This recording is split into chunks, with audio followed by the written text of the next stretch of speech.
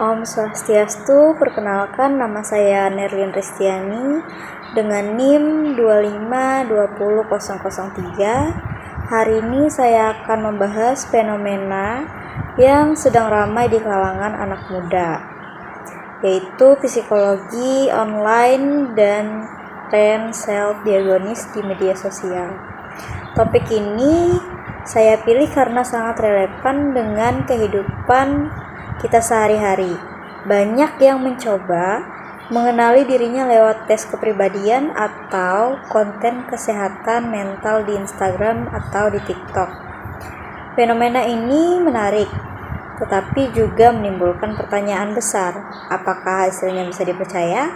Apa risikonya? Dan bagaimana dampaknya bagi dunia pendidikan? Pemaparan kasus fenomena ini muncul karena media sosial kini menjadi sumber informasi bagi banyak orang. Yang pertama yaitu kepribadian online bisa melewati MBTI, Enneagram, atau tes sederhana yang viral di TikTok atau Instagram. Banyak orang menganggap hasilnya sebagai identitas diri. Yang kedua, kesehatan mental di Instagram atau di TikTok. Konten mengatakan kalau kamu sering lupa berarti kamu ADHD, atau kalau kamu sering sedih berarti kamu depresi. Self-diagnosis, banyak remaja langsung percaya dan merasa dirinya punya gangguan mental hanya dari konten singkat. Contoh nyata yaitu seorang siswa SMP merasa dirinya depresi hanya karena cocok dengan ciri-ciri yang disebutkan di video. Padahal rasa sedih itu normal, bukan berarti depresi. Ada juga mahasiswa yang merasa percaya pada dirinya ADHD hanya karena sering lupa membawa barang, padahal lupa adalah hal yang wajar dan bisa disebabkan oleh faktor. Masalahnya, media sosial sering menyederhanakan hal kompleks menjadi kalimat singkat. Akibatnya, banyak orang salah paham dan melakukan self-diagnosis tanpa dasar ilmiah. Fenomena ini juga dipengaruhi oleh budaya digital. Orang ingin jawaban cepat, instan, dan mudah dipahami oleh tes online, memberi rasa kepastian walau sebenarnya tidak akurat.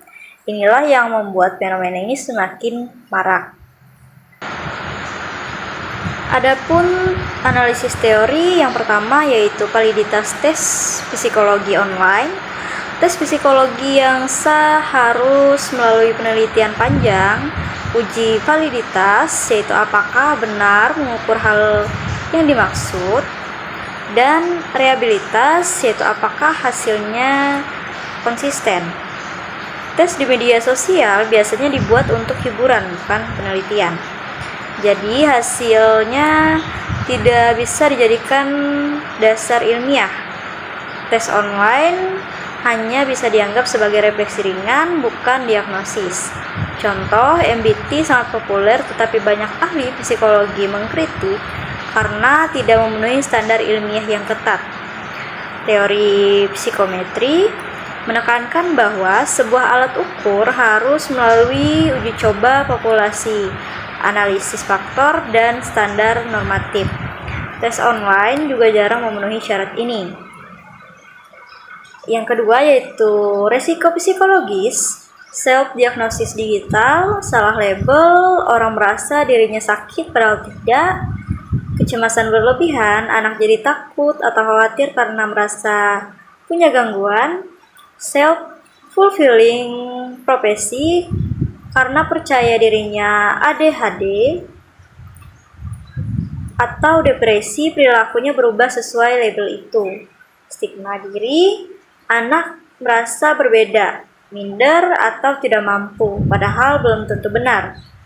Mengabaikan bantuan profesional, orang jadi enggan ke psikolog karena merasa sudah tahu hasil dari internet. Efek domino sosial, ketika satu anak mengaku depresi karena konten, teman-temannya ikut merasa sama. sehingga terbentuk tren yang tidak sehat. Teori labeling itu menjelaskan bahwa label sosial bisa mempengaruhi perilaku seseorang. Dalam konteks ini, label depresi atau ADHD dari media sosial bisa membentuk identitas baru yang tidak akurat.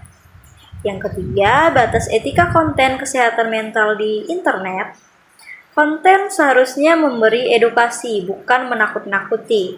Harus ada peringatan bahwa informasi tidak menggantikan konsultasi profesional. Tidak boleh menyebarkan stigma atau menyederhanakan masalah mental yang kompleks. Etika digital, pembuat konten harus bertanggung jawab, tidak asal membuat konten demi viral. Pentingnya literasi kesehatan mental, masyarakat perlu diajarkan membedakan antara konten edukatif dan konten hiburan. Teori etika komunikasi digital menekankan prinsip memberi manfaat, tidak merugikan, dan tanggung jawab. Yang keempat yaitu implikasi bagi anak usia sekolah dan peran guru. Anak sekolah mudah terpengaruh tren digital. Mereka bisa salah paham tentang kesehatan mental. Guru berperan penting untuk memberi literasi digital, mengajarkan cara memilah informasi, mengingatkan bahwa kesehatan mental harus ditangani oleh ahli.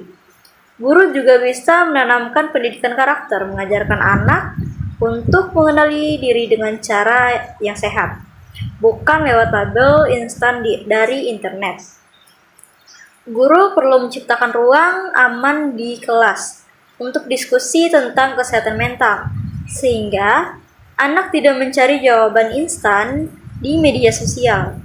Guru bisa bekerja dengan bekerja sama dengan konselor, yaitu sekolah, untuk memberikan edukasi tentang kesehatan mental yang benar. Dalam perspektif pendidikan, guru berperan sebagai role model yang menunjukkan cara sehat menggunakan media sosial.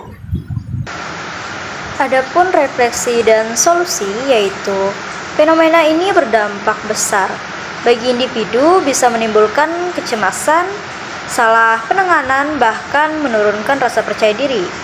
Bagi pendidikan, siswa bisa kehilangan fokus belajar karena merasa dirinya sakit, padahal belum tentu.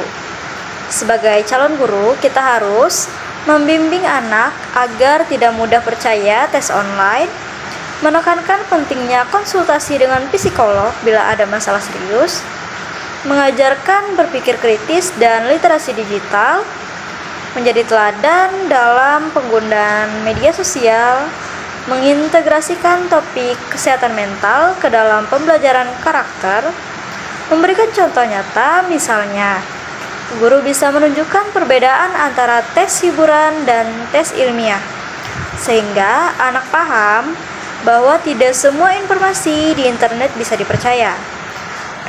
Refleksi pribadi, sebagai calon pendidik, kita harus sadar bahwa anak-anak mencari identitas di era digital. Tugas kita adalah mengarahkan pencarian itu agar sehat, positif, dan berbasis ilmu. Bayangkan kalau kita bisa mengajarkan anak untuk berkata, "Aku merasa sedih, tapi itu normal. Kalau aku butuh bantuan, aku bisa bicara dengan guru atau konselor." Itu jauh lebih sehat daripada langsung percaya konten yang ada di TikTok. Sebagai penutup, yaitu kesimpulan dari semuanya, tes psikologi online tidak bisa dianggap valid secara ilmiah. Self-diagnosis digital berisiko menimbulkan masalah psikologis.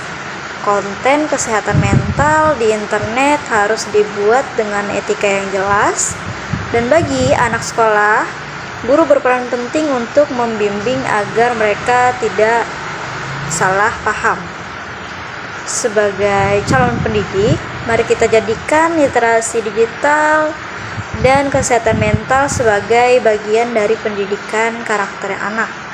Dengan begitu, kita bisa membantu generasi muda tumbuh sehat, kritis, dan percaya diri.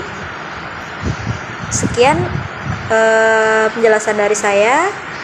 Om Santi Santi Santi, Om Sahi. Terima kasih.